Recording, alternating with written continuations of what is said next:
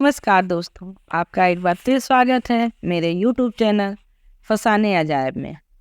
आइए सुनते हैं अमृता प्रीतम द्वारा रचित उपन्यास पिंजर का अगला भाग, मेरी यानी डॉक्टर वंदना की आवाज़। वही रात के पिछले पहर का अंधेरा था जिसमें पूरो नियम पूर्वक खेतों को जाया करती थी। पूरो अभी बाहर वाली पगडंडी पर आई थी कि एक पेड़ के तने के पास उसे एक आकृति सी गिरी दिख पड़ी। पूरो कांप उठी, पर वह ऐसे कच्चे जिगरे की औरत नहीं थी। धीरे से वह गिरे हुए शरीर की ओर बढ़ी। पूरो के लिए उसे पहचानना कठिन नहीं था। पगली एक पत्थर की मूर्ति की बात निश्चल उस पेड़ के नीचे पड़ी थी। उसके पैरों के पास एक नवजात बच्चे का शरीर था, जिसकी नाल अभी उसकी आंचल के साथ जुड़ी हुई थी। पूरो एक गहरी सांस लेकर रह गई। उसकी आंखों के आगे अंधेरा छा गया, फिर जैसे उसे कुछ सुध न रही। पूरो की रीढ़ की हड्डी में एकाएक कंपन दौड़ गया। वह उल्टे पांव दौड़कर रसीद को बुला लाई। पूरो ने एक फटी हुई चद्दर का टुकड़ा पगली के शरीर पर डाल दिया।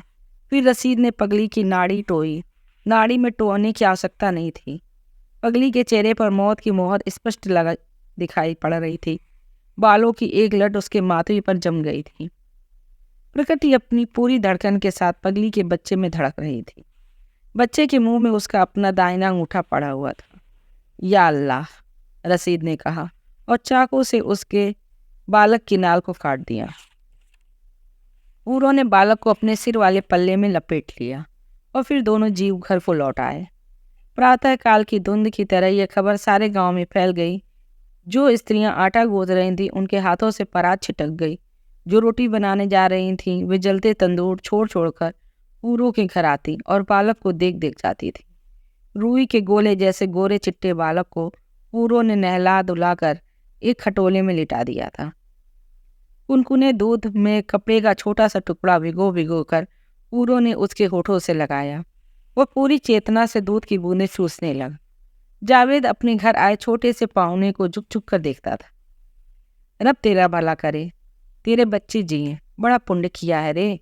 गांव की स्त्रियां आ आकर कहती, अनाथ बालक पर दया करने के लिए शाबाशी देती और लौट जाती। 2-4 आदमियों ने मिलकर पगली के शव को ठिकाने लगा दिया। अंधेरा हो चला था। पूरो बच्चे के कामकाज में लगी हुई थी। रसीद ने लालटेन की बत्ती साफ करके उसे जलाया। बालक ने अपनी मोटी मोटी चेतन आंखों से लालटेन की ओर देखा। अभी उसकी कच्ची दृष्टि टिकती नहीं थी। फिर उसका ध्यान किसी दूसरी ओर हो गया। सोचने लगी, कैसा था वह मर्द जिसने पगली के काले कलूटे कंकाल को हाथ लगाया होगा? क्या ऐसा पगली की मर्जी से हुआ या उसके साथ जोर जबरदस्ती की गई? उस मर्द को कभी भूले से भी ध्यान ना आया कि उसने पगली पर कितना अत्याचार किया है। उसे कभी अपने बच्चे का भी ध्यान ना आया जिसे उसने पगली के पास धरोहर के रूप में रख दिया था। शायद पगली यह जानती ही ना होगी कि उसके यहाँ एक बच्चे का जन्म होगा। प्रसव की पीड़ा उसने कैसे सही होगी? रात के अंधेरे में वह चीखती रही होगी। खुली हवा के झोंके उसके शरीर में सूल से लगते होंगे। ठंडी जमीन पर पड़ी वह बिलखती रही होगी। पर प्रकृति के नियम में बंधा उसका बालक अपने आप दुनिया में आया होगा। भूमि पर गिर पड़ा होगा और पीड़ा से निचुड़ी हुई पगली की जीवन डोर टूट गई होगी। वो रोज सोचने लगी, पगली को जीवन के भी क्या लेना था? वह अपने बच्चे की क्या देखरेख कर सकती थी? अच्छा हुआ उसकी जान छूट गई। बच्चा कितना सुंदर है। टेढ़ी मेढ़ी हड्डियों के झुलसे हुए पिंजर में कैसे इतना सुंदर बालक पल गया? कैसी मोटी मोटी आंखें हैं इसकी। सारे नक्श सुंदर हैं। पूरे मर्द का एक छोटा सा रूप। न जाने इसके पिता कौन अभागा होगा। सोचते सोचते पूरो ऊँघ गई। पूरो ने देखा एक दौड़ती घोड़ी पर डालकर रसीद उसे भगाए ले जा रहा है। किसी बाग की एक छोटी सी कोठरी में पूरे 3 दिन रखकर रसीद ने पूरो को घर से निकाल दिया है। पूरो पागल हो गई है। वो गलियों में घूमने लगी है। उसके पेट में बच्चा ससराने लगा है। और फिर एक दिन पेड़ की छाया में उसने एक बालक को जन्म दे दिया जिसकी शक्ल सूरत बिल्कुल जावेद की सी है। उसका बालक उसकी छाती से लगकर दूध के लिए रो रहा है, पर पूरो को दूध उतर ही नहीं रहा है। काँप कर पूरो जाग उठी। सामने खटोले में उसका नया बालक रिरिया कर रो रहा था। उसने उसे उठाकर छाती से लगा लिया, फिर डर कर अपने जावेद की ओर देखा। वह अभी कुछ ही देर हुई पास वाली चारपाई पर सो गया था। फिर उसने डरते डरते बाहर चूल्हे के पास बैठे हुए रसीद की ओर देखा। रसीद अभी तक उसे छोड़कर नहीं गया था और न ही उसने पूरो को अपने घर से निकाला था। वो अपने घर में सही सलामत थी। रसीद उसका मेहरबान प्यारा सा पति था। जावेद उसका गुरारे बालों वाला पुत्र था। उसकी गली वाली कम्मू भी चोरी छिपे उससे घुट घुट कर बातें किया करती थी। पूरो के प्यार में हिस्सा बटाती थी और पूरो का परिवार और बढ़ गया था। उसके घर में भगवान ने अपने आप पूरो ने बच्चे का माथा चूम लिया। फिर उसने उठकर हथेली भरकर सफ़ेद जीरा खाया। जावेद ने 2 बरस पूरो का दूध पिया था और उसका दूध छुड़ाए हुए उसे अभी बहुत दिन नहीं हुए थे। उसने वो सुना था कि सफ़ेद जीरा खाने से औरत के दूध उतर आता है। पूरो ने छोटे बच्चे को अपने स्तन से लगा लिया। जुड़े हुए उफलों में जैसे धीरे धीरे आग सिकती है, उसी तरह गांव में खुसर पुखर चल रही थी। पगली हिंदू थी, उसके बच्चे को मुसलमानों ने ले लिया है। सारे गांव में देखते देखते उन्होंने हिंदू बच्चे को मुसलमान बना लिया है। जैसे बिल्ली अपने बच्चे को दुनिया की निगाहों से छिपा कर रखती है, वैसे ही पूरो भी छोटे लड़के को कलेजे से लगाए मकान की भीतरी कोठरी में बैठी रहती थी। फिर भी बातें दीवारों को भेद कर उसके कानों में पढ़ी जाती थीं। पहले तो 1-2 हिंदू घरों में बैठकें होती रहीं। यह बात पक्की है कि पगली हिंदू थी, कोई कहता है। हमने अपने कानों से सुना है जी। वह लाला मूसे के एक अच्छे घराने की लड़की थी, अच्छी भली थी। जब उसकी सौतन ने उसे मुर्दे की राख खिला दी, बस तभी से वो पागल हो गई, कोई कहता था। सुना है उसके घर वाले ने उसे दरवाजे में बंद करके रखा था, पर उसके भाग्य में तो दुख हुआरी थी, कोई और कहता। अजी ये तो कोरी बातें हैं। मैंने खुद उसकी बाह पर ऊन खुदा हुआ देखा है, कोई धरती पर हाथ मारकर कहता है। अंधेर है यारो, हमारे देखते देखते मुसलमान हमारी आंखों में धूल झोंक गए। धिक्कार है हम पर, हिंदू बालक को उन्होंने मिनटों में मुसलमान बना लिया। छोड़ो भी यारो, न जाने वो लड़का किसकी बला है किसकी नहीं। हम उस पिल्ले को कहाँ बांधते फिरेंगे। कोई जना बीच में यह भी कह देता, नालायक, सवाल इस समय धर्म का है। इस तरह तो कल को वो सारा गांव मुसलमान बना लेंगे और तू उनका मुंह देखता रह जाएगा। 1-2 व्यक्ति एक साथ ऊंचे स्वर में बोल उठते थे। कमरे की हवा ऐसी हो जाती जैसे बंद दरवाजे में वो घुट गई हो। लड़के को हम वापस लाएंगे, देखते हैं कौन हमारा हाथ पकड़ता है। असल में यही 4 पैसों की बात है ना। मैरी को चंदा इकट्ठा करके दे देंगे, वो लड़के को अपने आप पाल लेगी। कोई जोश के साथ अपनी जगह से जरा आगे सरक कर कहता। ऐसे गए बीते तो नहीं है, सारा गांव मिलकर क्या एक लड़के को ना पाल सकेगा। कौन कह सकता है कि लड़का भी पगली की तरह गूंगा बहरा निकला तो। बीच में फिर कोई कह उठता, फिर क्या हुआ, बड़ा होकर धर्मशाला में झाड़ू लगा दिया करेगा, 2 रोटियां ही तो खाएगा ना। फिर वे एक दूसरे के साहस पर साधुवाद करते प्रसन्न होते। पहले मैरी से तो पूछ लो, कोई कहता। लो देखो, क्या वो रखेगी नहीं। पहले चांदी की जूती उसके सिर पर रखेंगे, फिर उससे बात करेंगे। अरे भाई, लड़के का क्या है, धर्मशाला में तो ढेर डंगर का ही इतना काम है, मुफ्त में काम करने वाला मिल जाएगा। अजी अभी इसकी विसात ही क्या है, लड़का पल तो जाए पहले उसका। अरे तुम लोग मरे क्यों जाते हो, धर्म के नाम पर इतना भी नहीं कर सकते हो तो अंधे कुएं में कूद मरो। तुम्हारे खेत का पानी कोई अपने खेत में लगा ले तो तुम उसका सिर फाड़ देते हो। आज तुम्हारा हिंदुओं का लड़का वो उठा कर ले गए हैं तो तुम्हारे मुंह पे ताला पड़ गया है। कमरे की हवा ऐसी हो जाती जैसे उसमें पत्थर के कोयले का धुआं मिल गया हो। अब जब रसीद अपने खेतों में जाता तो पास से गुजरते हुए हिंदू उसकी ओर कड़वी आंखों से देखते। रसीद अपने ध्यान में मग्न चला जाता। 1-2 बार उसने बातों बातों में पूरो से कहा, भाई गांव की हवा अच्छी नहीं है, हमें इस झगड़े में पड़कर क्या लेना है। बात लंबी हो जाएगी, वे लड़का ले जाएंगे। अगर उनकी यही मर्जी है, जो लड़के के भाग में होगा होगा। पूरो कहती तो कुछ नहीं, पर उसका मन व्याकुल हो उठता था। हड्डियों के एक छोटे से पिंजर को दिन रात कलेजे से लगाकर उसने 6 महीने का कर दिया था। अब वह भी जावेद की तरह गोल मटोल निकलना आता था। उसकी आंखें अब पूरो को पहचानने लगी थीं। वह रसीद को देखकर बाहें फैलाने लगा था। फिर पूरो सोचती, पहले दिन ही हिंदुओं को उसकी सुधि क्यों नहीं आई। वे उसे ले जाते, पाल लेते, उसे माँ की सी गोद देते, उसे पिता का सा स्नेह देते। पूरो 6 महीने पूरो ने रातें जाग कर काटी थी। जीरा फाक फाक कर अपने नसों में दूध उतारा था। उसका मल धो धोकर अपने नाखून घिसा लिए थे। फिर पूरो को ध्यान आता कि उसे लड़के को शहद चटाया था और अपने पड़ोस के मुसलमानों के घरों में पंजीरी बांटी थी कि लड़के को बड़ा होकर यह ख्याल ना आए कि उसके जन्म पर किसी ने उसका कुछ न किया था। एक दिन गांव के मुखिया हिंदुओं ने रसीद को बुला भेजा। पूरो के होठों पर पड़ी पपड़ी जम गई। सोच में पड़ गई, बच्चे को पालने का बीड़ा तो उसने उठाया था, पर वे लोग रसीद को बुरा भला क्यों कहेंगे, रसीद का अपमान क्यों करेंगे। पूरो कह रही थी कि वह भी रसीद के साथ जाएगी, वही उनके सवालों का जवाब भी देगी। वह आप जाकर उनसे लड़के की भीख मांगेगी। पर रसीद न माना। वो अकेली वहां चला गया जहां उन लोगों ने उसे बुलाया था। गांव के एक सम्मानित हिंदू के मकान के आंगन में 3 चारपाइयां पड़ी थी, जिन पर गांव की प्रमुख हिंदू बैठे हुए थे। उनका विचार था कि रसीद 2-4 साथियों को लेकर आएगा या शायद ना आए, तब वे उससे दूसरे ही ढंग से निपटेंगे। पर रसीद बिल्कुल अकेला ही चला गया। सलाम दुआ करके उनके सामने बैठ गया। क्यों भाई, क्या सलाह है तेरी, लड़का वापस देगा कि नहीं? हुक्के की नली मुंह में निकालकर उन्होंने अपनी भारी भरकम आवाज में कहा। मेरी क्या मजाल जी, अल्लाह की देन है, मैं कौन हूँ देने वाला। रसीद ने एक हाथ से अपने माथे को छूकर आकाश की ओर देखा। ये तो टालबाजी है, इन्हें छोड़ो जी, सीधी बात करो, एक व्यक्ति ने क्रोधावेश में आकर कहा। मैंने तो अल्लाह के रहम पर उसे उठा लिया था।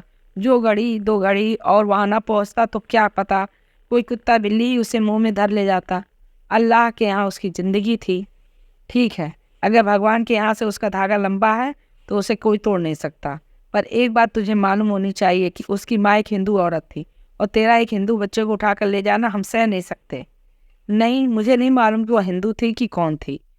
वह हिंदू घरों से भी खाना लेकर खाती थी और मुसलमान घरों से भी, रसीद कह रहा था। पर वह तो बावली थी, तू तो बावला नहीं है ना, बीच में बात काट कर कोई बोल उठा।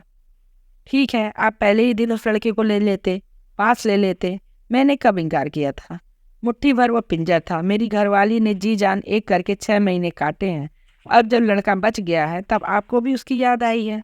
अल्लाह का खौफ खाइए, रब के नाम पर भी आप उसे पालेंगे, रब के नाम पर ही मैं उसे पाल रहा हूँ, नहीं तो मुझे इससे और क्या हासिल है। रसीद ने कुछ इस तरह कहा कि 2-3 व्यक्तियों के मुख पर यह भाव झलकने लगा कि भाई छोड़ो, जाने दो, किसी को पालता है तो पाले, मुफ्त की बला गले में डाल इसके रखे। देख, हम बात को बढ़ाना नहीं चाहते, वरना हमारा कोई लगता है ना तेरा कोई लगता है। ये तो धर्म का सवाल है, सो तुझे धर्म की राह पे नहीं आना चाहिए।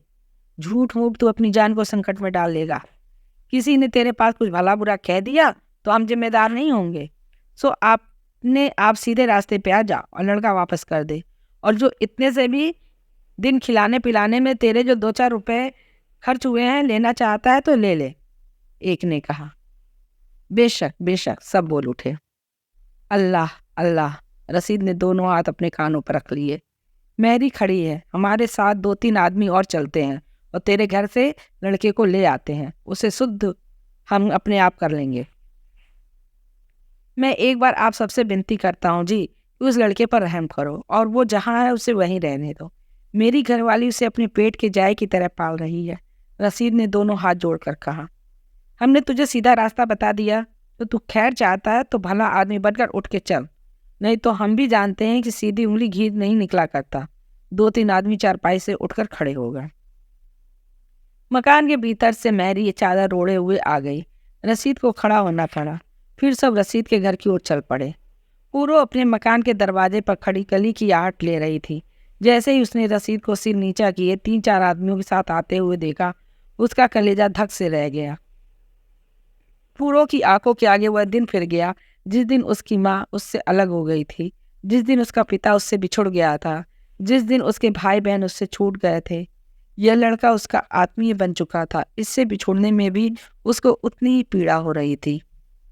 पूरो ने दौड़कर उस बच्चे को अपनी छाती से चिपटा लिया।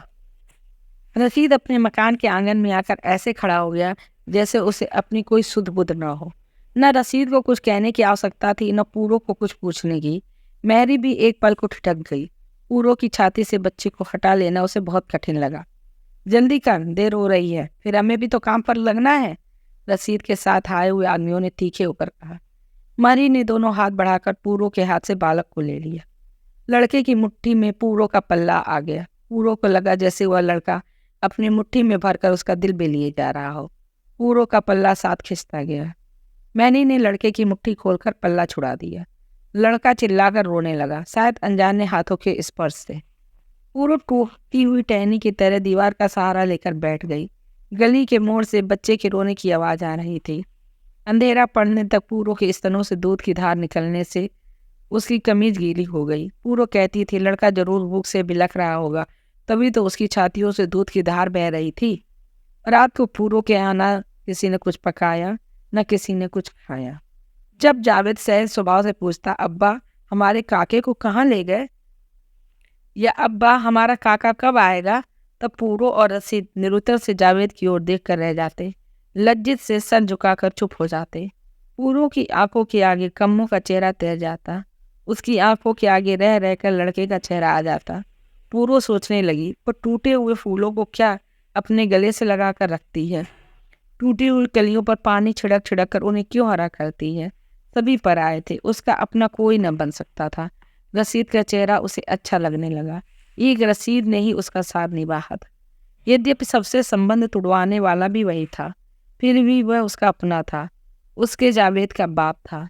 3 दिन बीत गए। चौथे दिन सारे गांव में एक ही चर्चा चल रही थी, लड़का नहीं बचेगा, लड़का तो मरने को पड़ा है, लड़के का बुरा हाल है, बस 2 घड़ी का मेहमान है, जो दूध की घूंट उसके अंदर जाती है वैसी बाहर निकल आती है। पूरो दीवारों से लग लग कर रोती थी। उसके स्तन दूध इकट्ठा हो जाने से अकड़ने लगे थे, और किधर वह बच्चा था कि दूध न मिलने से सूख गया था। लड़के के मुंह और स्तन के दूध के बीच बड़ी दूरी हो गई थी। लड़के का दूध छुड़ा दिया है, लड़के की आह पड़ जाएगी। अगर लड़का मर गया तो गांव भर पर साढ़े साथी आ जाएगी। मैं तो अपने आदमी से कहती हूँ कि भले आदमी बनो और जहाँ से लड़का लाए छोड़ा। हम तो बाल बच्चेदार हैं, किसी की आह अच्छी नहीं होती। मेरा मर्द ही मनमानी करता है। मैं तो पहले ही मना कर रही थी कि पराई आग में कूद कर तुम क्या लोगे। कहते हैं कल रात मैरी ने लड़के को ठंडा दूध पिला दिया, बस तब से ही लड़का कुछ का कुछ हो गया।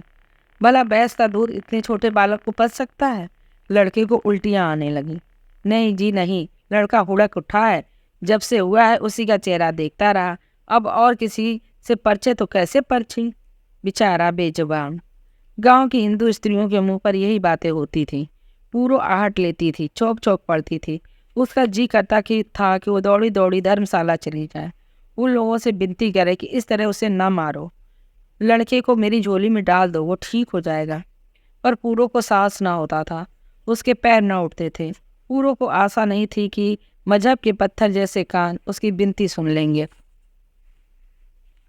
उसके अगले दिन भी कोई बात न हुई। फिर अचानक ही रसीदे हर के मकान के आंगन में 2-3 आदमी आकर खड़े हो गए। यह लो, उसकी जान तुम्हारे हवाले करते हैं, बच सके तो बचा लो।